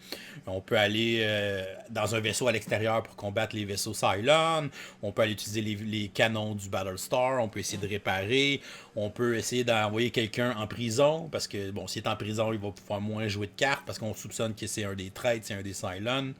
Il y a beaucoup de choses qu'on peut faire. Donc c'est un jeu que les parties sont mémorables. Le fait que ce soit un jeu de 2008, c'est sûr qu'il y a des petites choses un peu clunky. Là, il y a quand même beaucoup de petites règles. Les parties, des fois, elles peuvent s'étirer. Là, c'est un jeu qui prend généralement 3 heures là, quand on sort ça. Mais ça reste un jeu très épique. On refait une deuxième édition cette année, mais là, on y va dans le thème Cthulhu. Je trouve ça un peu plate parce que le jeu est tellement thématique avec la série télé. tout le côté de paranoïa, le côté de justement des Cylons qu'on peut être endormi, on sait pas. Je trouve que ça fitait tellement avec le thème de Battlestar. Ils ont vraiment construit le jeu à partir du thème. Donc là, de repartir du jeu, mais de le coller à un autre thème, je trouve ça étrange comme choix d'édition. Je peux comprendre que la série est plus vraiment à la mode aujourd'hui parce que c'est une série qui date des années 2000. Donc plein de monde qui connaissent pas ça aujourd'hui, cette série-là nécessairement. T'sais, je peux comprendre que c'est moins populaire puis qu'on essaie d'y aller vers Cthulhu. Mais en même temps, Cthulhu, c'est si populaire que ça au final. Je sais pas. Ouais, c'est une thématique qui est populaire dans le jeu de société. La thématique s'y prête quand même bien parce que ça va être des cultistes qui vont être infiltrés parmi les investigateurs. Ouais. Puis il y a certains qui peuvent être. Il y a certains investigateurs qui vont avoir touché les forces de la folie puis qui ne le savent pas encore, mais qui vont virer fou puis qui vont virer de bord plus tard dans la partie. Fait que ce qui reprend la thématique des Silent plus loin. Fait que c'est un jeu qui va avoir un petit peu plus de push your luck parce que plus t'enquêtes, plus t'as des chances de virer fou. Mais je sais pas si ça va bien se coller. Ça, on verra. Mais en effet, je sais pas quelle autre thématique il aurait pu aller chercher pour réactualiser le jeu. Ouais, c'est pas évident. Non. Ben moi, c'est drôle parce que pour mon numéro 4, je vais rester dans la même thématique, mais la nouvelle Unfathomable, pas Battlestar Galactica. Ah, ok. Fait que moi, c'est mon grand classique de horreur à Arkham, mais la deuxième édition, je ne prendrai pas le jeu de cartes, même s'il est de loin mieux coté. Parce que tous ceux qui suivent le moindrement la chaîne savent que c'est un des grands classiques horreur à Arkham deuxième édition. Arkham Horror, qui est sorti en 2005. C'est celui qui est sorti en 2005. C'est le premier en haut de ta liste là, que je vois à l'écran. Ou le deuxième, peut-être. Ouais, c'est celui-là. Ça, c'est la troisième. 2005, c'est lui. Ah oui, parce que la première édition, c'était avancé. C'était une édition des années 80. Ouais, c'est ça. Fait que, Horror Arkham, la deuxième édition, qu'est-ce que c'est? Bon, on a un plateau beaucoup trop grand avec plein de lieux qu'on peut visiter. Il y a un grand ancien qui est en train de se réveiller graduellement. Exactement. Il y a un grand ancien qui est en train de se réveiller graduellement. Il ouvre des portails un peu partout. De ces portails sortent des monstres. Puis là, nous autres, on tente de tuer les monstres, de rentrer dans les portails, de visiter des mondes extérieurs étranges. Et en revenant de ces mondes-là, de fermer le portail avant que le grand ancien se réveille. Puis on doit sceller un certain nombre de ces portails-là pour ne plus jamais qu'ils s'ouvrent pour pouvoir gagner la partie. Puis si on réussit pas à faire ça, ce qui arrive régulièrement, le grand ancien va finir par se réveiller, puis là, il va falloir le combattre directement. Puis d'habitude, quand ça arrive, tu parles. Ça m'est déjà arrivé de gagner des parties en battant le grand ancien, mais plus souvent qu'autrement, le grand ancien va te détruire de façon lamentable. Ce qui est tout à fait normal et thématique dans le jeu. C'est un jeu qui a énormément de micro-narration, je vais dire. C'est pas un jeu qui est narratif en tant que tel, mais c'est un jeu qu'à chaque fois que tu arrives sur l'une des nombreuses cases qu'on voit présentement sur le plateau, tu vas piger une carte dans un deck de cartes qui est spécifique à ce lieu-là, puis il va t'arriver quelque chose. Tu croises un gars qui passe dans la rue, qui te dit une phrase étrange, qui te fait une révélation quelconque, qui fait un jet d'âme, pas d'âme, mais d'intellect, de knowledge, là, de connaissance, puis là, tu réalises une vérité à propos d'un des grands anciens. Tu peux rencontrer des gens louches et étranges, tu peux rencontrer du monde ordinaire, tu vas gagner des alliés, tu vas gagner de l'équipement, tu vas gagner un paquet d'objets communs, uniques, magiques, etc. Tu vas avoir des compétences, tu vas personnaliser. Tu sais, on voit le long du plateau à droite tous les decks de cartes différents, puis à gauche aussi, il y a toute une autre longue série de decks de cartes. Il y a beaucoup trop de matériel. Pour avoir du fun à jouer à ce jeu-là, il faut que tu joues avec quelqu'un qui le connaît à peu près par cœur. Sinon, il est comme overwhelming. Là, ça va t'habiter comme un grand ancien t'habiterait, tellement qu'il y a de choses à gérer. Mais si tu joues avec quelqu'un qui connaît par cœur, puis tu as juste à jouer ton personnage à toi et faire ce que tu veux, c'est un jeu qui est super intéressant. La coopération est intéressante. Tu as toujours des histoires abracadabrantes qui vont arriver à ton personnage où tu te traverses, tu es perdu dans le temps et dans l'espace, puis un paquet d'affaires étranges, alors que la ville se referme tranquillement sur elle-même parce que les habitants ont de plus en plus peur avec une piste de terreur qui va montrer qu'il y a des monstres weird qui apparaissent partout. C'est un jeu qui, ultimement, dans son cœur, n'est pas si compliqué que ça, mais qui a énormément de choix et d'options. C'est un jeu c'est un jeu qui date de 16 ans quand même. Ça paraît, il a vieilli un petit peu, mais il est encore, selon moi, très, très le fun et très, très agréable à jouer. Puis c'est une tradition familiale. Donc, pour moi, il va toujours être là, puis je vais probablement toujours le garder. Surtout, j'ai l'espèce de boîte de Broken Token qui sert tout. Ça prend un cube de Calax au complet. Ça rentre pas dans un cube de Calax. Oh shit!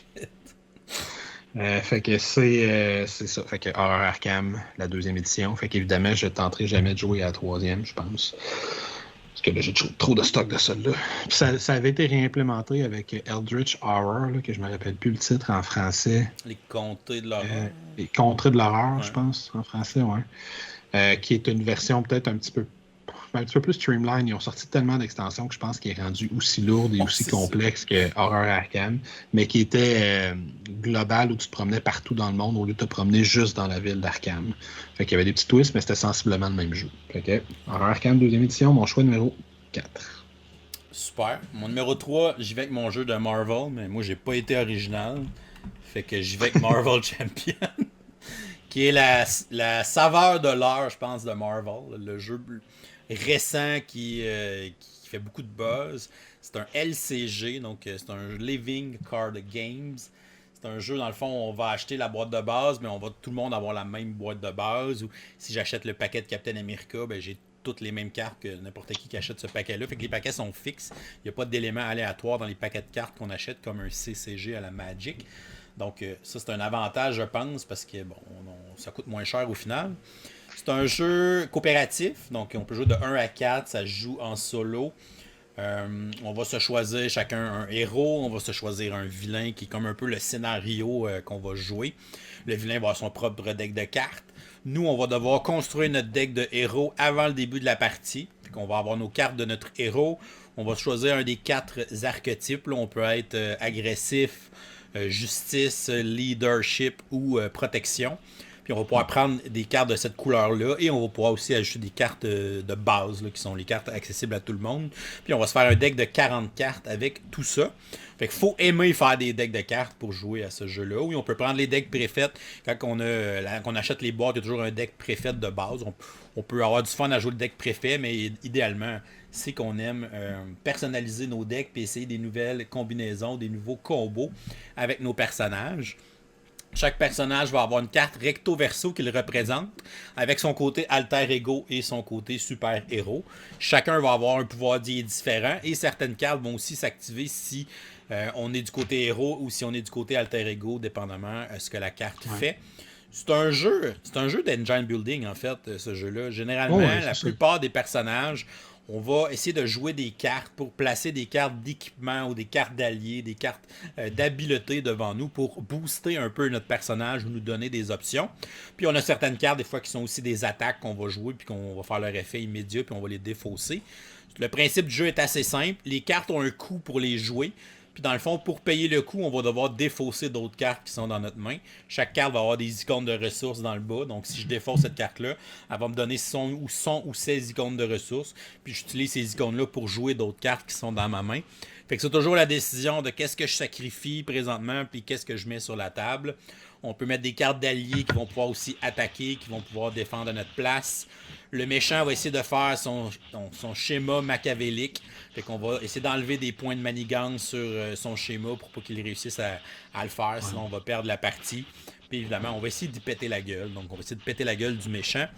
C'est un jeu qui a énormément de matériel, même si ça fait 2 ans qu'il est sur le marché. Donc il y a déjà des tonnes et des tonnes. Je pense qu'ils sont rendus honnêtement à une vingtaine de héros de sortie déjà dans toutes les extensions qu'il y a eu déjà. Il y a quelques vilains aussi qu'on peut acheter supplémentaires, dont Green Goblin qui est super intéressant. Il y a Kang le Conquéreur. On a des grosses boîtes de campagne qui sont sorties. On en a 2 déjà avec l'ascension de Crâne Rouge. Et on a aussi celle de Convoitise Galactique. Avec Rocket et Groot.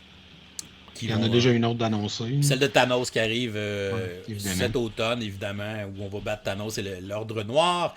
Fait que ça va être super intéressant. Chaque grosse boîte de campagne, c'est 5 scénarios. Fait que 5 vilains. Puis ils viennent aussi avec 2 héros à l'intérieur de ces boîtes-là. Fait que je trouve que c'est des très très belles boîtes d'extension. Je pense que j'aime mieux le format, la petite boîte de campagne, que d'acheter un paquet à la fois. Oui, tu peux acheter les paquets à la fois. Tu vas-y avec les héros que tu aimes le plus. Puis c'est un jeu que j'ai abandonné le fait moi aussi d'acheter tout, un peu comme toi avec X-Wing. Là. Maintenant, il y en a juste trop. Là. Ils sortent littéralement 1 ou 2 paquets par mois. Là. Par mois. C'est ça. Moi, je me suis demandé si, avec la direction que le MCU prend au cinéma, s'ils ont regretté d'avoir déjà utilisé Kang.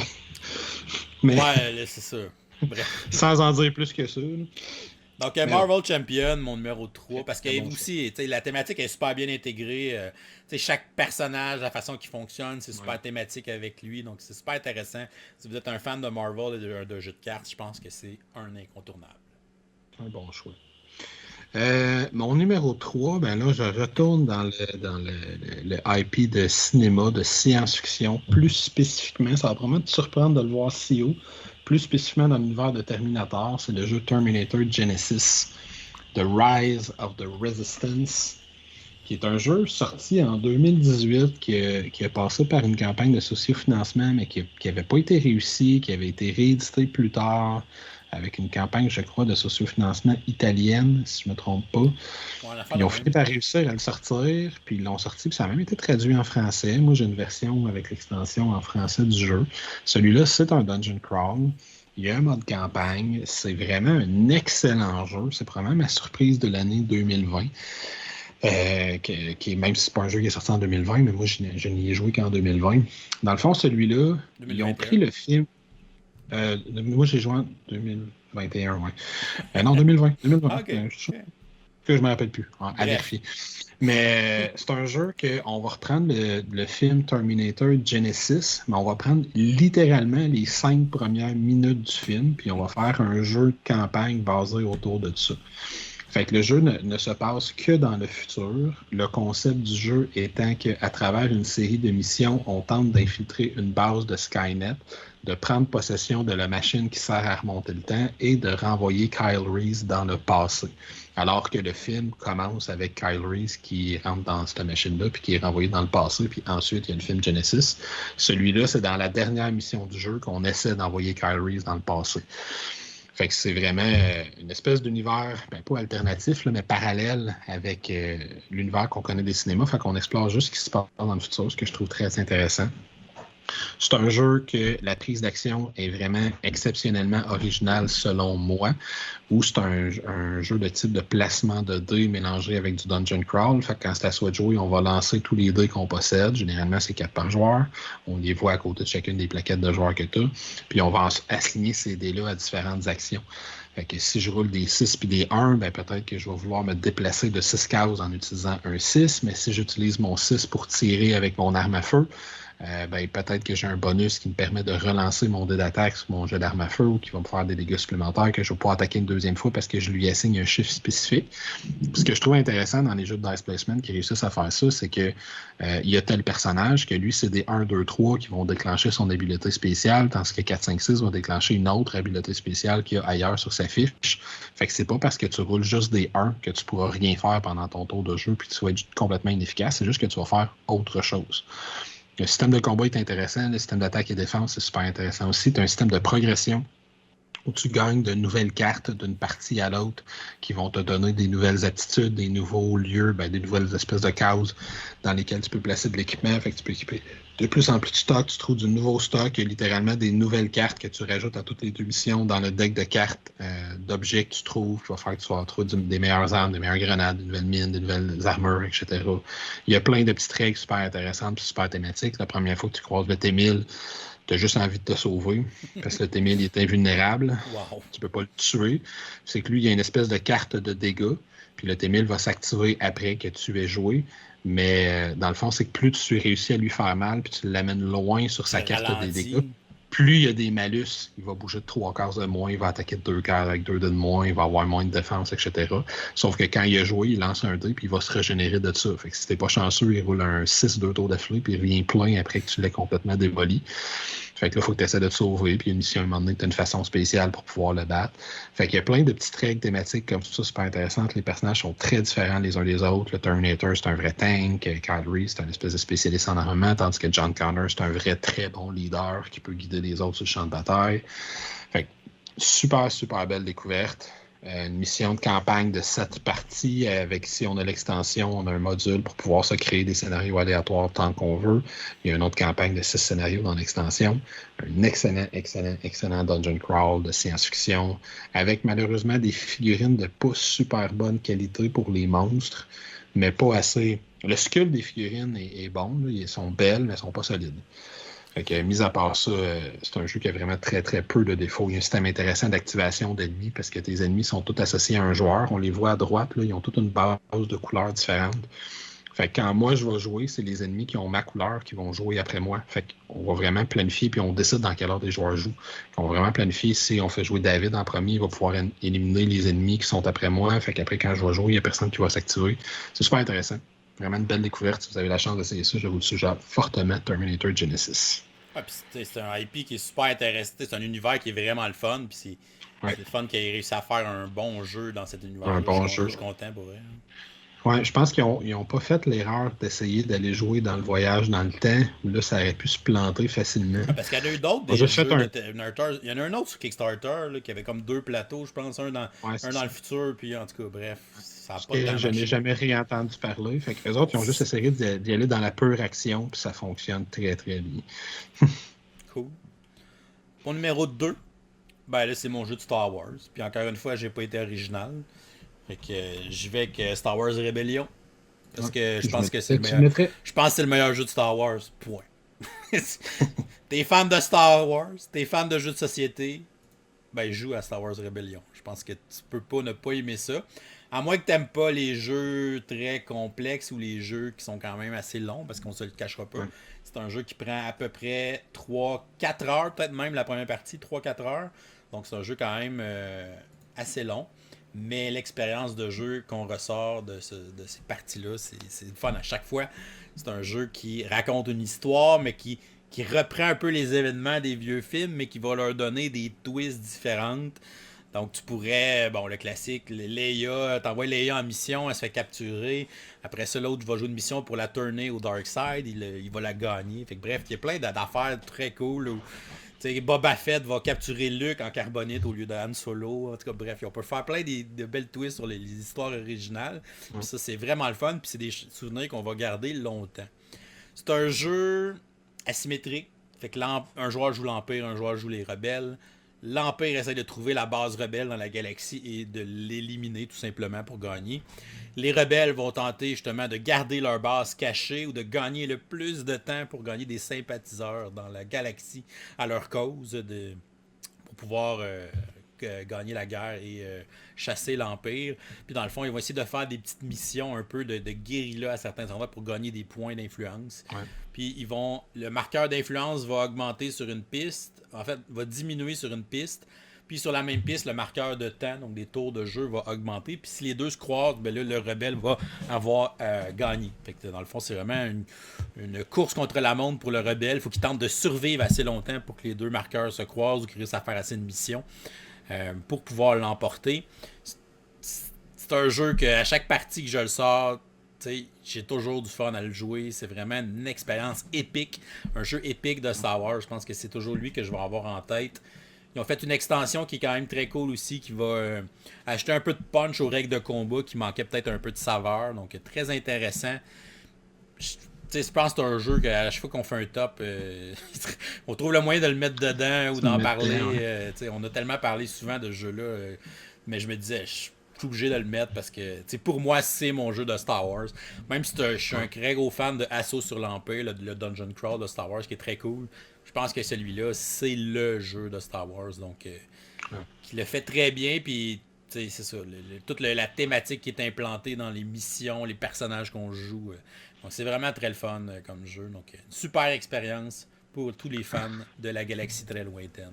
Star Wars Rebellion, numéro 2. Très, très, très, très bon choix. Moi, mon numéro 2, étrangement, c'est encore une fois, je te dirais un demi-crossover parce que c'est pas le même jeu, mais c'est deux jeux qui sont très, très souvent comparés l'un à l'autre. C'est la guerre de l'anneau de War of the Ring. Wow. Mon numéro 2, qui est, Star Wars Rebellion, c'est Star Wars in a Box. War of the Rings, c'est le Seigneur des Anneaux in a Box. Fait que le principe est un peu similaire à ce que David vient de décrire, fait que j'aurais pas besoin d'en parler super longtemps. C'est un gros jeu de guerre, fait qu'il y a un joueur qui va... C'est un jeu à 2, qui a des règles pour jouer à 3 et à 4, mais c'est principalement un jeu à 2 de type risque, là. Les combats, c'est j'ai 5 troupes, t'as 4 troupes, je lance 5 dés, 5 et 6, je t'élimine une troupe, tu lances 4 dés, 5 et 6, t'en élimines une. C'est aussi simple que ça. Il y en a un qui veut gagner de façon plus militaire, Sauron, évidemment, qui veut conquérir un certain nombre de forteresses, mais il peut aussi gagner s'il réussit à corrompre complètement le porteur de l'anneau, tandis que le joueur des peuples libres va également contrôler la communauté de l'anneau, puis lui va gagner s'il conquiert un certain nombre de forteresses, mais pas le même que le vilain, parce que c'est beaucoup plus difficile pour lui. Mais lui va également avoir comme objectif principal de déplacer la communauté de l'anneau tout en survivant aux différentes attaques militaires qu'il y a partout sur le plateau. Fait qu'il veut déplacer la communauté jusqu'au Mordor, au Mount of Doom, pour jeter l'anneau dans le grand volcan puis gagner la partie de cette façon-là. Fait que les deux, ils ont une condition de victoire commune puis une condition de victoire différente. Puis à part ça, c'est un énorme wargame avec 1 million de cartes qui font référence, un petit peu comme Star Wars, à différents événements de la guerre de l'anneau. Fait que peut-être que les Ents ne sont pas sortis pour détruire Saruman, mais sont sortis de la forêt pour aller un peu plus loin pour aider le gouffre du roi. Peut-être que dans cette version-là de l'histoire, Saruman va réussir à percer les portes du gouffre du roi. Peut-être que le Balrog va sortir de la Moria pour aller attaquer Galadriel. Peut-être qu'un paquet de choses différentes. Peut-être que la communauté va rester ensemble tout au long, puis ils vont arriver à 9 au Mount Doom plutôt qu'ils soient juste 2. Peut-être qu'Aragorn va mourir au début, peut-être que Gandalf ne deviendra jamais Gandalf le Blanc, etc., etc. Fait que si on aime les jeux plus de type Wargame, les énormes jeux de Dude on a Map, qu'il y a plein de figurines partout sur le plateau qui s'attaquent, qu'on déplace des troupes, c'est un jeu qu'on devrait aimer beaucoup si on aime évidemment la thématique qui est associée. Une des choses que j'aime particulièrement, c'est que les ressources sont limitées. Fait que Sauron, lui, peut sortir des soldats tant qu'il veut, mais pas les forces des peuples libres. Quand tu as un soldat qui est mort, tu le retournes dans la boîte et il ne reviendra plus jamais. Fait qu'il faut que tu fasses très, très attention quand tu décides de planifier une offensive. Et j'aime beaucoup le système de prise d'action, où tu lances des dés, puis les phases de tes dés déterminent les actions que tu vas pouvoir faire pendant ton tour de jeu. Seront beaucoup plus de dés que son adversaire, mais lui, il est obligé de consacrer un certain nombre de dés à la traque de l'anneau. Fait que s'il décide qu'il prend beaucoup d'actions militaires, grand bien lui en face, mais ça veut dire que ce tour-là, il vient de donner accès à l'autre à se déplacer énormément parce qu'il ne le traque pas pendant un tour de jeu. Tandis que s'il décide de consacrer beaucoup de dés à la traque, ben, ça fait qu'il y a moins d'actions à consacrer, à déplacer ses forces militaires puis à l'emporter de cette façon-là. Il y a un aspect politique dans le jeu, fait que si on aime les wargames, c'est vraiment pour moi un incontournable. Si on aime Wargame Seigneur des Anneaux, c'est un incontournable. C'est sûr que vous allez aimer ça, mais c'est un très très gros jeu. Donc on parle de minimum 2h30, 3h pour un jeu à 2. Fait qu'un après-midi là, avec des règles quand même assez complexes, mais il y a une deuxième édition qui est mieux faite. C'est pas un nouveau jeu, mais c'est juste un petit peu plus streamlined puis un petit peu mieux fait que la première édition. La deuxième édition, d'ailleurs, c'est genre classé 11e sur Board Game Geek. Fait que très, très bon jeu. Star Wars Rebellion est classé 7-8e, je pense. Nice. Très, très bon jeu. Fait que la Garde de l'Anneau, mon choix numéro 2. Écoute, je pense qu'on va avoir le même numéro 1. Je pense que oui. C'est un jeu à multi-IP, right? Ouais. C'est un jeu de cartes, mettons. Ben oui, c'est un jeu de cartes que tu peux choisir l'IP que tu aimes le mieux. Tu Ouais. peux prendre le Marvel, tu peux prendre Alien, Predator, Buffy, Firefly, James Bond, Big Trouble in Little X-Files. China. Exactement. Fait que c'est Legendary, donc le système Legendary de Upper Deck. Attends, je vais mettre l'image de Marvel parce que c'est celui qui a le plus de matériel, le plus C'est celui qui a lancé. C'est le premier en temps fait, ouais, c'est ça, c'est le premier en 2012, fait que c'est un jeu qui va avoir 10 ans, très bientôt. C'est un jeu de deck building semi-coopératif ou coopératif. Là. Moi, j'ai toujours joué coopératif uniquement. Là. Je trouve que la twist semi-coopérative est vraiment plate dans ce jeu-là, fait que je l'ai jamais vraiment aimé pour ça. Mais de façon coopérative, c'est vraiment le fun. On va choisir un méchant pour la partie, donc un mastermind, donc un super vilain. On va choisir son plan machiavélique, donc son scheme, on a un paquet de choix. Il va y avoir ses minions, ses sbires qu'on va choisir aussi. Et on va se choisir 5 héros. Donc dans la boîte de base, on en a quand même, je pense, une douzaine, quelque chose comme ça. Je pense qu'il y en a 14. Ouais, 14, 12 ou 14, donc il y en a quand même pas mal de choix. Puis dans le fond, on va mélanger tous les decks de héros ensemble. Puis ça va être comme notre deck de cartes qu'on va pouvoir acheter. Donc il va former notre marché de cartes. Puis dans le fond, à chaque tour, on va révéler une carte du deck de vilain. Ça peut être soit des méchants qui vont entrer dans la ville, qu'on va devoir combattre. Ça peut être des événements qui vont faire avancer le scheme. Ça peut être le super vilain qui nous attaque avec son Master Strike. Et on va faire son effet qui est sur sa carte. Ça peut être des civils qui se font capturer par les vilains. Puis dans le fond, après ça, on va jouer nos cartes dans le deck building où on a 2 ressources. On a des points d'achat qui vont nous permettre de recruter des nouveaux héros dans le marché de cartes. Et après ça, on peut utiliser les points d'attaque pour combattre les vilains qui sont dans la ville ou combattre le super vilain si on a assez de points d'attaque. Puis essentiellement, c'est qu'on va essayer de battre le Mastermind un certain nombre de fois pour pouvoir gagner la partie avant que son scheme réussisse à se déployer puis à se terminer. C'est un jeu qui a 12 millions d'extensions. Depuis 2012, ils sortent 4 extensions par année. Donc, il y a probablement une trentaine d'extensions au moins. Puis je pense que j'exagère. Vraiment beaucoup. Il y en a que c'est des grosses boîtes avec beaucoup, beaucoup de choses. Il y en a c'est des petites boîtes avec 100 cartes. Donc, il y a plusieurs formats. Ils ont commencé il y a 2 ans à faire des boîtes intermédiaires. La boîte moyenne. Des petites boîtes, mais avec plus de cartes que les anciennes petites boîtes. Puis, tu sais, chaque boîte amène des trucs différents qui sont tout le temps des twists thématiques avec les héros qu'on va emmener, avec les vilains qu'on va emmener. Fait qu'encore une fois, si vous êtes un gros fan de super-héros, ben, avec Marvel, vous allez en avoir pour votre argent. Puis, tu sais, toutes les autres thématiques qui existent. Ouais, c'est ça que j'allais dire. Moi, j'aime surtout la version Encounters, où, si je fais juste rajouter un petit peu, où ils ont poussé davantage la coopération du jeu. Parce que tu as 2 systèmes qui existent. Le système Legendary, qui est Marvel, Buffy, puis James Bond, qui est un jeu théoriquement, comme David l'a dit, semi-co-op, qui a un gagnant à la fin, mais qu'on fait jamais. Puis il y a le système Legendary Encounter, qui est le même système, mais 100% coopératif, où là, c'est X-Files, Alien, Predator, Serenity, qui sont dans ce système-là. Où lui, dans le fond, la condition de victoire va changer un petit peu. On va essayer d'atteindre une série d'objectifs selon le scénario qu'on a choisi. Les cartes, ils vont rentrer face cachée plutôt que face ouverte. Il va falloir essayer de les scanner. Ce qui est plus thématique dans ces univers-là. Dans Alien, c'est comme si on explorait le vaisseau puis on tombe sur un alien sur le coin d'un corridor. Dans les cartes qu'on va scanner, il peut y avoir des alliés qui viennent dans notre deck, il peut y avoir des cartes qui ont rapport avec les conditions de victoire qu'on cherche. Puis là, chaque boîte amène ses spécificités au niveau du thème et des mécaniques du jeu. Dans Serenity, on va avoir le vaisseau à gérer. Il y a des cartes qui vont attaquer directement notre vaisseau plutôt que nous attaquer nous autres. Dans X-Files, le marché de cartes va rentrer de face cachée pour montrer qu'on ne fait pas confiance aux gens. Fait qu'il va falloir dépenser des points de recrutement juste pour révéler les cartes qu'on veut acheter avant de les acheter. Il y a des cartes négatives qui vont rentrer dans notre main également. On peut être éliminé dans ces 2 jeux-là. On a des points de vie on peut se faire attaquer directement, contrairement à Marvel. Fait qu'il y a des petits twists, mais vraiment, chacun de ces jeux-là est excellent. Puis on prend la thématique qu'on aime davantage. Puis on va avoir un fun, selon moi, fou à explorer les différents scénarios puis les différents vilains, héros et autres qui sont proposés dans ces différents jeux-là. J'ai pas essayé personnellement Buffy, c'est ça que j'ai pas essayé. Puis Big Trouble aussi, qui est le système Legendary, là, fait qu'il est pareil comme Marvel.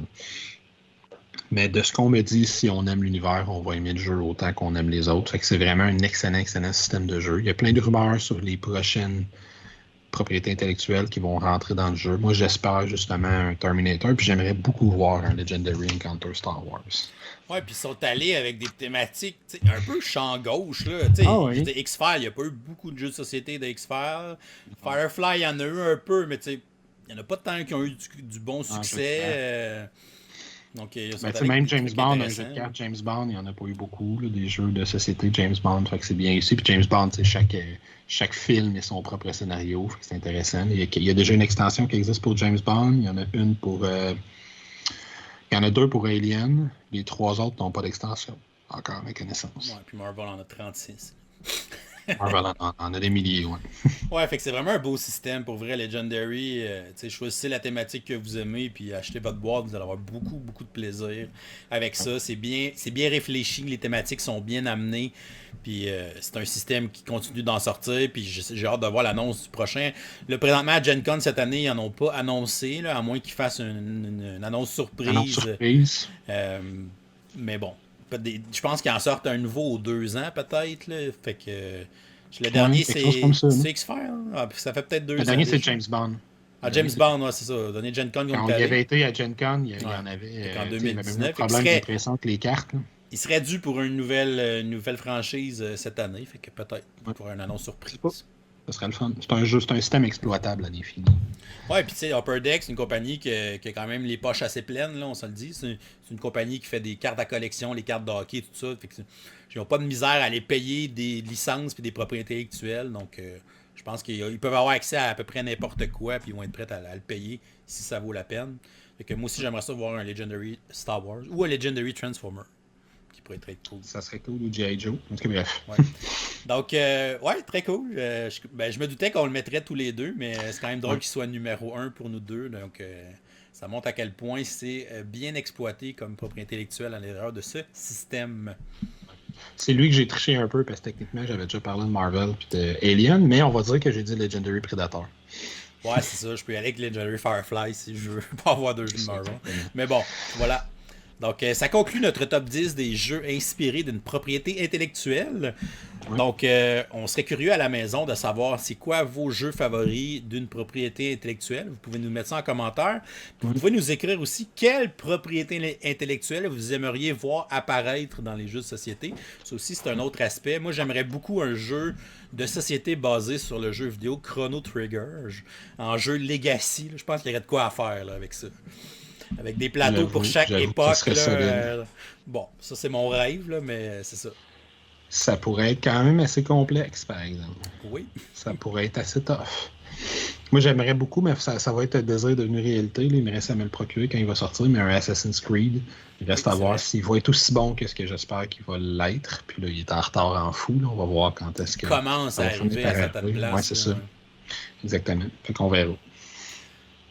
Donc, merci encore une fois, LP, pour m'avoir tenu compagnie pendant ce top 10. Grand plaisir, grand plaisir. Et pour nos auditeurs à la maison, si vous n'êtes pas encore abonné à la chaîne, mais vous pouvez le faire en cliquant le petit bonhomme en bas de l'écran. Vous pouvez aussi nous suivre sur Facebook, Twitter, Instagram à Professeur Board Game. Et si vous appréciez le contenu qu'on crée, vous pouvez nous encourager sur notre page Patreon. On vous souhaite une excellente fin de journée et continuez de gamer.